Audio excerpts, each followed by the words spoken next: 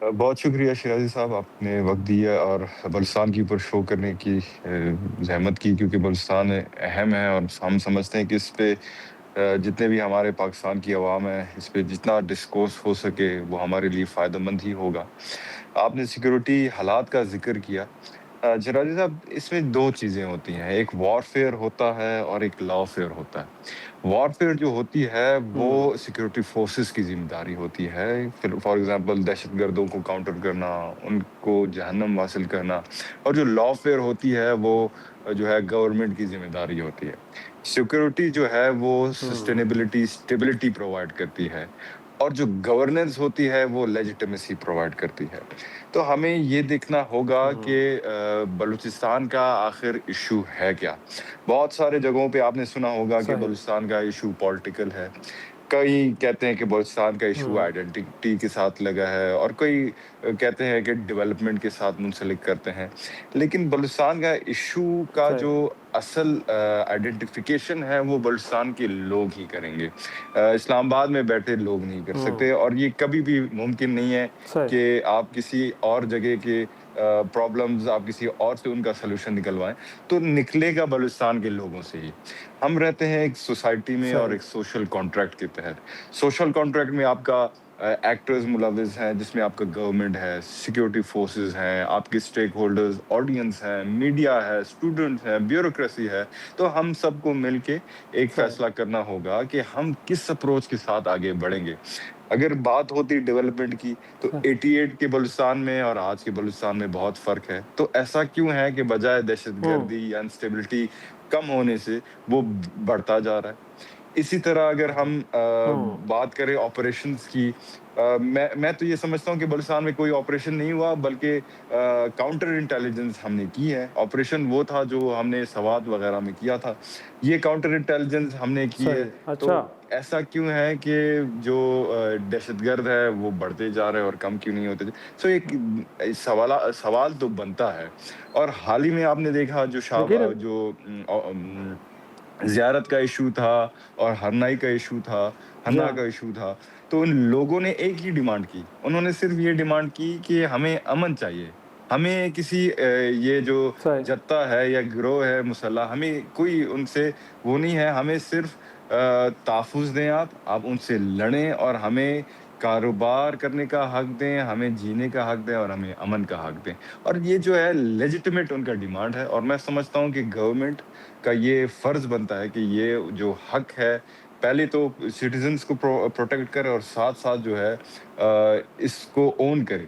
اور یہ جنگ تبھی ہم سکسیسفلی صحیح جیت سکیں گے جب سارے جو آپ کے اسٹیک ہولڈرز ہیں، کیونکہ سیکورٹی فورسز تو وہ صحیح جانے دے رہے ہیں، وہ ٹیررسٹ کو جہنم وصل بھی کر رہے ہیں، لیکن ہمیں بھی اس جنگ کو اون کرنا ہوگا، ایز اے ہوں گورنمنٹ اون کرنا ہوگا، ایز اے نوجوان اون کرنا ہوگا، اور ایز اے سن آف صحیح soil, as a citizen of this country ہمیں اون کرنا ہوگا، تبھی جا کے کوئی کامیابی مل سکے گی۔ جی لیکن جمال صاحب انفیکٹ جو میں آپ کی گفتگو سے سمجھا ہوں، ایک تو یہ ہے کہ وہاں کے عوام عدم تحفظ کا شکار ہیں، شاید ان کی فری موومنٹ نہیں ہے، وہ بزنس نہیں کر پاتے۔ دوسرا، آپ کی باتوں سے یہ بھی تاثر ملا ہے کہ شاید فیصلہ سازی میں بھی ان کا کوئی کردار نہیں، ان سے پوچھا نہیں جاتا کہ اس مسئلے کو کیسے حل کرنا ہے۔ تو سر پھر یہ تو مسائل موجودہ حکومت نے، آپ کی حکومت نے حل کرنے ہیں، تو یہ سوال تو کسی اور سے نہیں، خود آپ سے بنتا ہے کہ اگر آپ وہاں کی پبلک کو انگیج نہیں کر رہے، ان کو سن نہیں رہے، اور اس کے اکارڈنگلی اقدامات نہیں لیے جا رہے، یا تو پھر بتانا پڑے گا کہ آپ کی بھی کچھ لمیٹیشنز ہیں، وہاں پہ حکومت موجود ہے لیکن وہ بااختیار نہیں ہے، فیصلے کہیں اور سے ہوتے ہیں۔ تو پرابلم ہے کہ کہاں پہ سر؟ اگر آپ نے چیزوں کو ڈائگنوز کر لیا ہے تو اس کے بعد تو ٹریٹمنٹ کی طرف جانا چاہیے، وہ نظر نہیں آ رہی ہمیں۔ بالکل شیرازی صاحب، آئی ایم 100% میں آپ کو سیکنڈ کرتا ہوں، اس میں کوئی شک نہیں ہے کہ بلوچستان جو ہے وی لیو ان اے وار زون۔ ٹھیک ہے جی، اگر آج میں یہاں پہ آپ کے چینل پہ کہوں کہ بلوچستان کے حالات ٹھیک ہیں، یہ بھی میرے خیال سے دوگلا پن اور منافقت اور جھوٹ میں آئے گا۔ میں یہ نہیں کہہ رہا کہ بلوچستان کے حالات صحیح بالکل ٹھیک ہیں، لیکن میں یہ ضرور کہہ رہا ہوں کہ جتنے بھی آپ کے ایکٹرز انوالو ہیں، اسٹیٹ ایکٹرز جس میں آپ کی سیکورٹی فورسز ہیں، گورنمنٹ ہے، وہ کوشش کر رہے ہیں، لیکن مسئلہ یہ آ رہا ہے کہ امپلیمنٹیشن کتنا حد تک ہو رہا ہے۔ ہم نے دیکھا 2018 میں جو ایک اپیزمنٹ پالیسی لائی گئی تھی، اس کے اثرات کتنے آئے ہیں ہمارے طرف، بلوچستان کی طرف، کے پی کی طرف. اور بار بار جب ایک پولیٹیکل پریشر آ جاتا ہے کہ آپ نیگوشیٹ کریں، تو بلوچستان کا جو آج کا سینیریو ہے وہ 2006 کے سینیریو سے بڑا مختلف ہے. 2006 میں آپ یہ بالکل صحیح کہہ سکتے تھے کہ بلوچستان کا جو ایشو ہے وہ پولیٹیکل تھا. ٹھیک ہے جی، کیونکہ اس میں پولیٹیکل ایکٹرز انوالو تھے. لیکن آج کا جو بلوچستان کا سینیریو ہے وہ پولیٹیکل ہے ہی نہیں.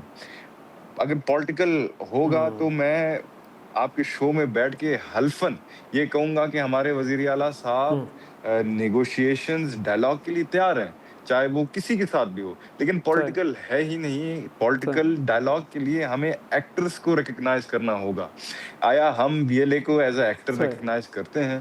آیا ہم ٹی ٹی پی کو ایکٹر ریکگنائز کرتے ہیں؟ اسٹیٹ ایکٹرز کی میں بات کر رہا ہوں جو ریکگنائزڈ ہیں.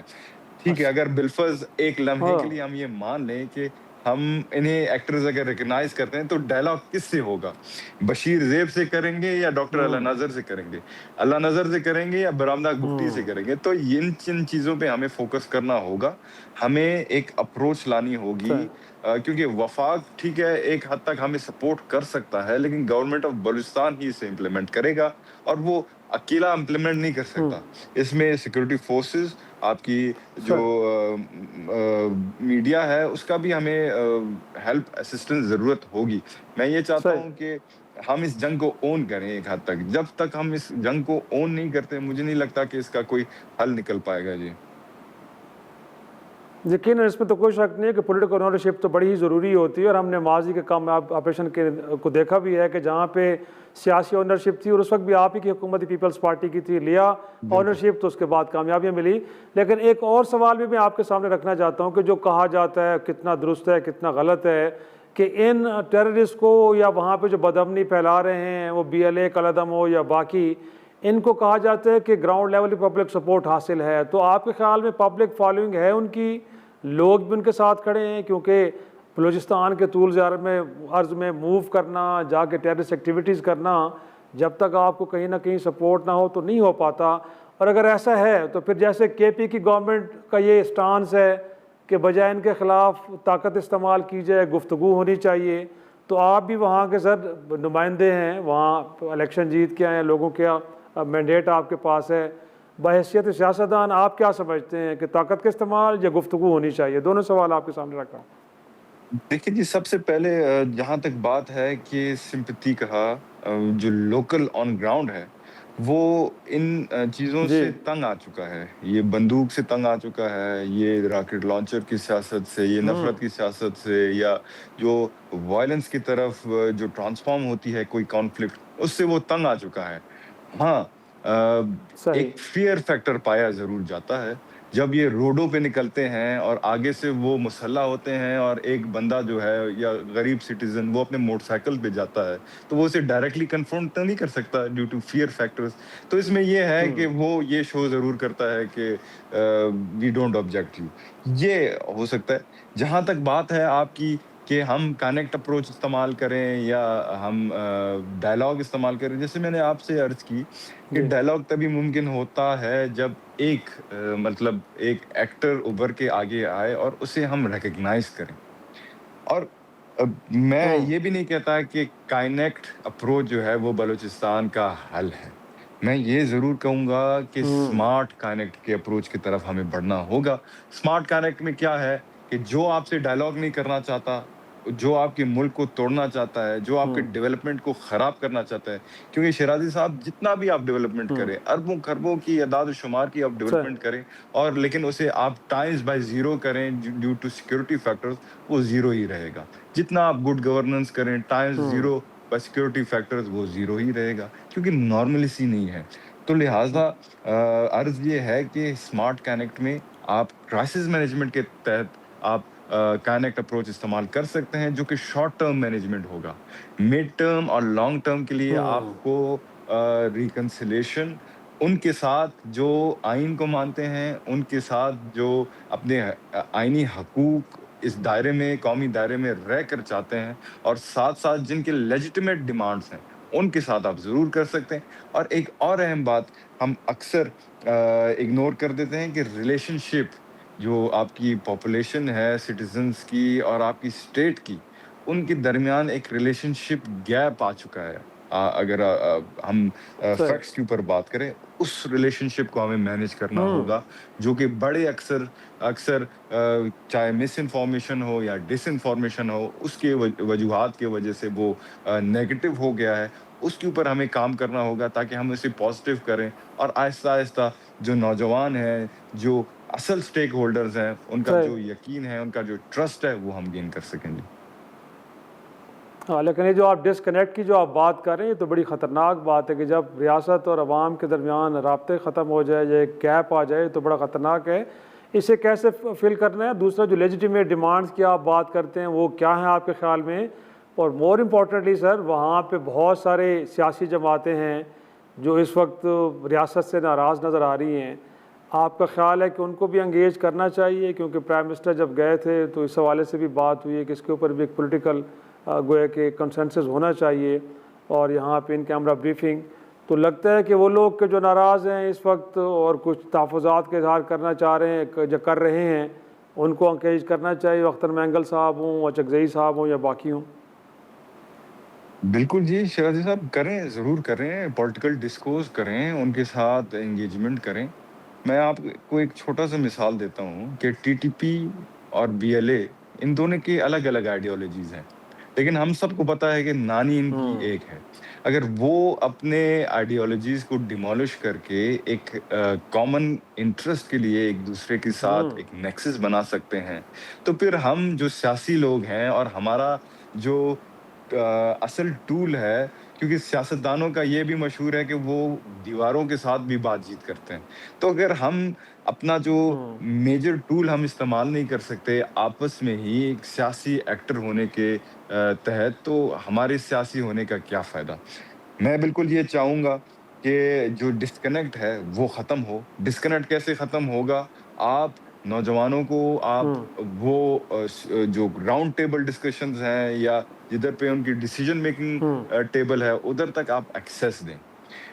جو لیگل ڈیمانڈز ہیں, کیونکہ اگر آپ بلوچستان کے, میں نے جیسے آپ کو دھرنے کا حالیہ دھرنے کا میں نے آپ کو ذکر کی, تو وہ یہی ڈیمانڈ کرتے ہیں کہ ہمیں امن چاہیے. ٹھیک ہے جی, اور وہ لیگل ڈیمانڈ ہے. امن کیسے آئے گا؟ سب سے پہلے you hit the target of the terrorist targets, ان کو آپ جو ہے کائنیکٹ اپروچ کے ساتھ کریں, اور بعد میں جو فلرش کرتے ہیں ان جیسے فیکٹرز کو. کیونکہ اگر آج ہم بیٹھ کے کہیں کہ انڈر ڈیولپمنٹ یا ایجوکیشن یا good governance, bad governance Balochistan کی ٹیررزم کو کمپلیمنٹ نہیں کرتی, یہ بھی درست نہیں ہوگا. ضرور کمپلیمنٹ کرتی ہے.